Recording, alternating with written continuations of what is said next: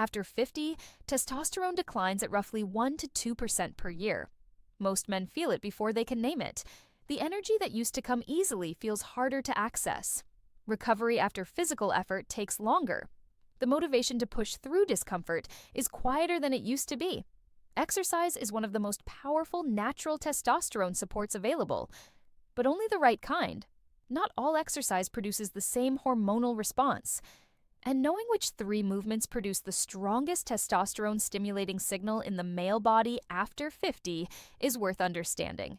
Today, I am going to give you those 3 exercises. But more than just naming them, I want to explain the exact biological reason why each one works. Because when you understand the mechanism, you do the exercise differently, you do it intentionally, and you get better results. I am also going to add an angle that no fitness channel covers on this topic. 2 of these 3 exercises directly activate the pelvic floor. And as a urologist, I can tell you why that matters for urinary health, prostate circulation, and sexual function in ways that go well beyond testosterone. My name is Dr. Elizabeth Kavaler. I am a board-certified urologist and urogynecologist with over 20 years in clinical practice. Male hormonal health, testosterone, its relationship to physical function, and its connection to the urological conditions I treat every day is something I discuss with patients constantly. What I share today is grounded in published research from the Journal of Clinical Endocrinology, the British Journal of Sports Medicine, and the Journal of Strength and Conditioning Research. Before I describe the 3 exercises, let me explain the biology that determines which movements actually stimulate testosterone and which ones do not. Testosterone production in men is regulated by the hypothalamic pituitary gonadal axis, the HPG axis. The hypothalamus releases gonadotropin-releasing hormone, which signals the pituitary to release luteinizing hormone, which travels to the Leydig cells in the testes and triggers testosterone synthesis. Exercise stimulates this cascade, but only under specific conditions.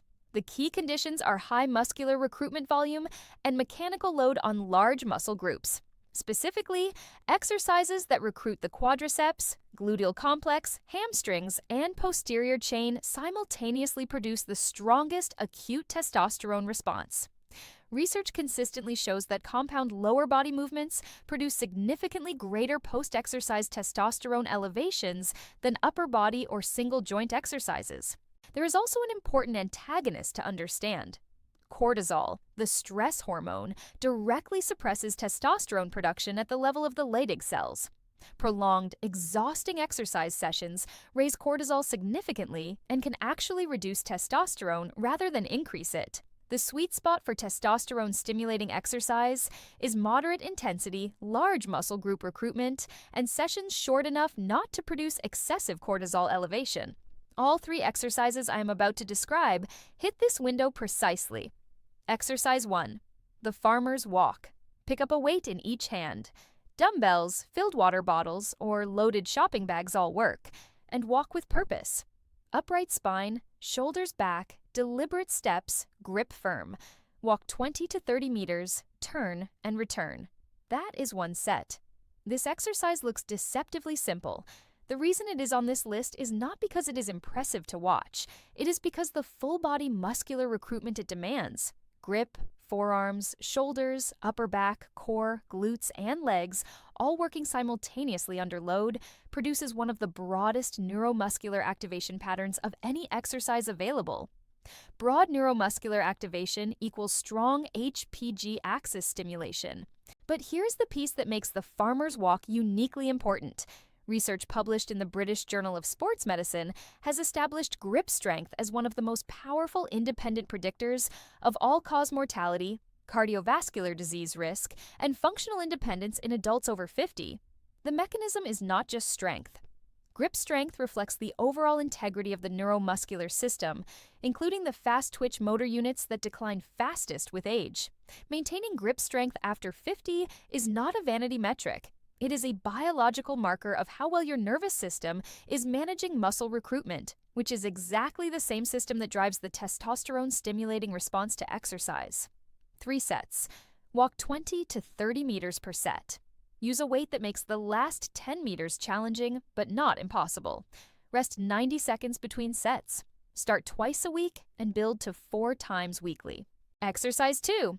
The glute bridge with a pelvic floor squeeze at the top. Lie on your back, knees bent, feet flat on the floor, hip width apart. Drive through your heels and press your hips toward the ceiling. At the top, squeeze your glutes as firmly as you can and simultaneously contract your pelvic floor. The same muscles you would use to stop urinating. Hold that combined contraction for 2 full seconds. Lower slowly over 3 seconds. Repeat. 3 sets of 12 to 15 repetitions. Rest 60 seconds between sets. The testosterone mechanism. The gluteus maximus is the largest single muscle in the human body. Full gluteal contraction under load produces one of the strongest acute testosterone responses of any individual muscle. A study published in the Journal of Strength and Conditioning Research found that glute bridge variations produced greater gluteal activation than standard squats when performed with proper form and deliberate contraction at peak extension. Now, here's the urology angle that makes this exercise genuinely special. At the point of maximum hip extension in the glute bridge, the pelvic floor levator ani muscles co-contract reflexively. When you add a deliberate pelvic floor squeeze to that reflexive activation, you are training the ischiocavernosus and bulbocavernosus, the muscles that regulate penile blood flow and contribute to urinary control, at the mechanically most advantageous point in their range of motion. This means the glute bridge with a pelvic floor squeeze is simultaneously training the hormone-stimulating pathway through glute activation and the pelvic floor mechanism that supports bladder control and erectile function. There is not another bodyweight exercise that does both at once. This is why it is on this list. Exercise 3, the Sumo squat. Stand with feet wider than shoulder width, toes turned out 45 degrees. Lower your hips slowly toward the floor in a controlled descent. 3 seconds down, keeping your spine upright and your knees tracking over your toes. Pause 1 second at the bottom. Drive through the full foot to stand. 2 seconds up. 3 sets of 10 to 12 repetitions. Hold the bottom position for 1 second to maximize adductor and glute tension. Rest 60 seconds between sets. Add light dumbbells held at chest height when the bodyweight version becomes comfortable. The testosterone mechanism. The sumo squat, with its wide stance, simultaneously activates the quadriceps, hamstrings, gluteal complex, adductors, and hip external rotators, 6 major muscle groups in a single compound movement. This is the largest single exercise recruitment of lower body muscle mass available without a barbell. Research in the Journal of Applied Physiology has consistently shown that lower body compound movements with this degree of muscle mass recruitment produce the greatest acute testosterone and growth hormone elevations of any exercise category. The pelvic floor angle. The wide adductor activation of the sumo squat produces a strong reflex co-contraction of the levator ani pelvic floor muscles. For men with urinary urgency, post-void dribble, or reduced ejaculatory control, the sumo squat builds pelvic floor functional strength through its natural adductor loading, in the same way that the horse stance works in traditional martial arts training. This is applied anatomy.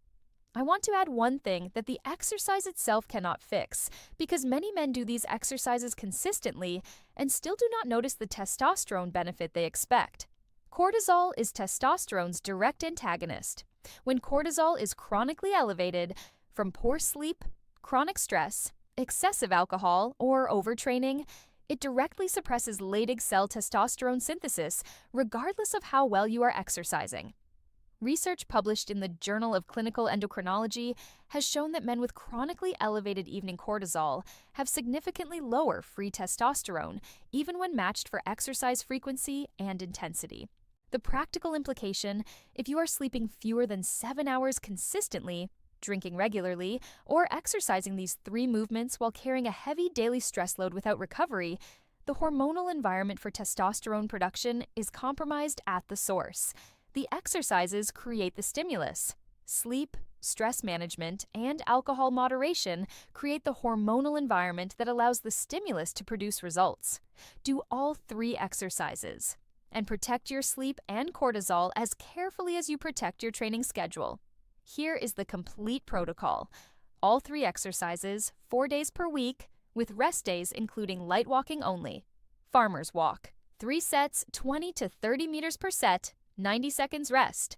Build weight gradually over weeks. Glute bridge with pelvic floor squeeze. 3 sets of 12 to 15 reps, 2-second hold at top, 60 seconds rest. Sumo squat. 3 sets of 10 to 12 reps, 1-second hold at bottom, 60 seconds rest. Total time, 15 to 20 minutes. No gym, no equipment beyond a pair of light dumbbells for the farmer's walk, which can be replaced with any household weight.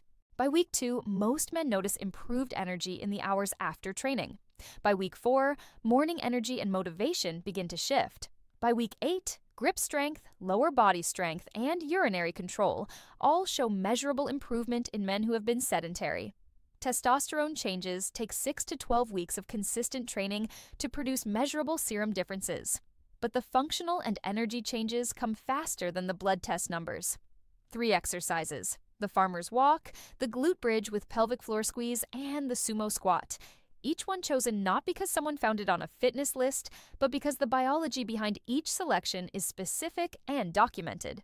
15 to 20 minutes. 4 days a week. No gym required. Start today. Not because the results are instant. They are not. But because consistency over weeks produces changes that medication cannot replicate and that nothing passive ever will. I am Dr. Elizabeth Kavaler. I will see you in the next video.